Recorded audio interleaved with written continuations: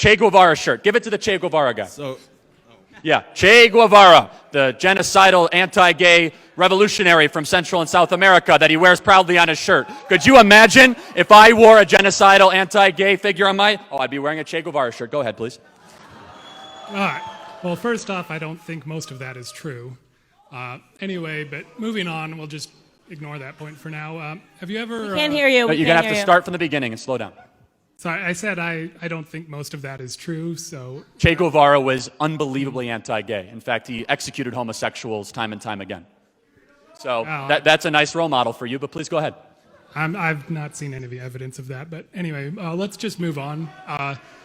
Have you ever considered how most corporations in America are structured essentially like private dictatorships, and most employees do not have any democratic control over their own workplaces? And do you think maybe that's part of the issue? Also, have you thought about how capitalism essentially abolishes private property for 90% of the population, and the fact that most people are not given free land as a birthright is a big part of the problem? Okay, no. But so let's break this down.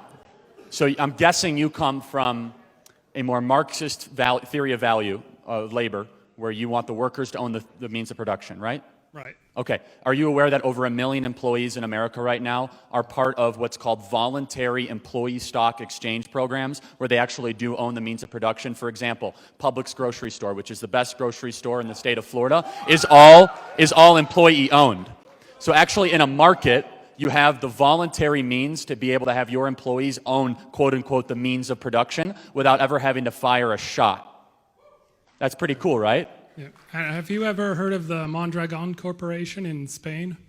Oh yeah, I've heard of it. Yes, and they're also widely inefficient and doesn't work very well. But if someone wants to form that sort of corporation here in the country, in America, they can. That's what's so beautiful about a free market. If you want to have what's called an ESOP, if you file under federal tax code, an employee stock essentially exchange program, you can. If you want to have an LLC, an S corp, a C corp, you want to be the only person in your company, you can. What matters is what kind of value are you creating.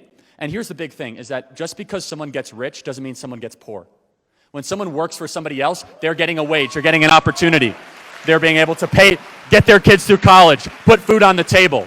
Where we disagree the most with the Marxist left is that the Marxists come after this and they will say it is inherently exploitation if someone is gaining wealth. That is wrong. That is fundamentally wrong. If you buy a product, not only did someone have to make the product, but they have a job, they have a wage, they're able to provide them for themselves. But if your product isn't good, people are not going to buy it.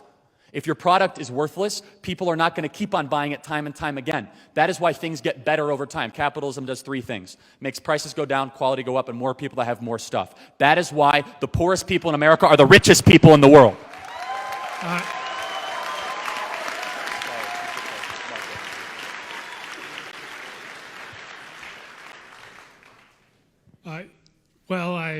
How do you, what about like people who don't have any money? If you use money to determine people's wants and needs, then essentially people who don't have any money are going to be left out.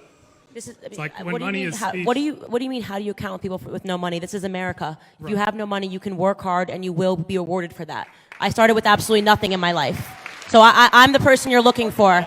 I'm the person you're looking for. I started my life $150,000 in debt, came from a two-parent home. Apparently, my parents divorced. They couldn't give me any money. I was out on my own since I was 16 years old. I'm doing pretty well right now. You want to know what I did? I didn't turn to the government. I didn't cry. I didn't say white man bad or orange man bad. I got a job and I started working, and I paid down my student loan. Give it up for Candace.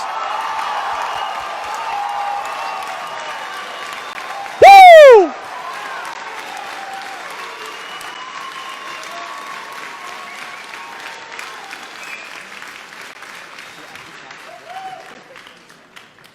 We just have to stop handing out people excuses. This idea of like this is the victim mentality. It's like, what are we going to do about this victim? Tell them how to be a victor. That's what we're going to do. This is America.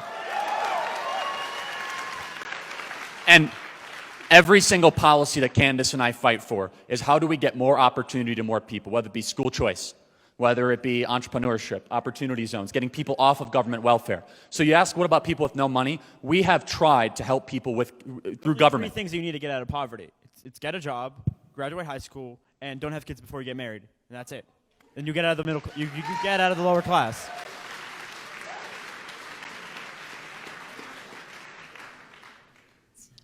Would you like to trade in your shirt for a socialism sucks shirt, or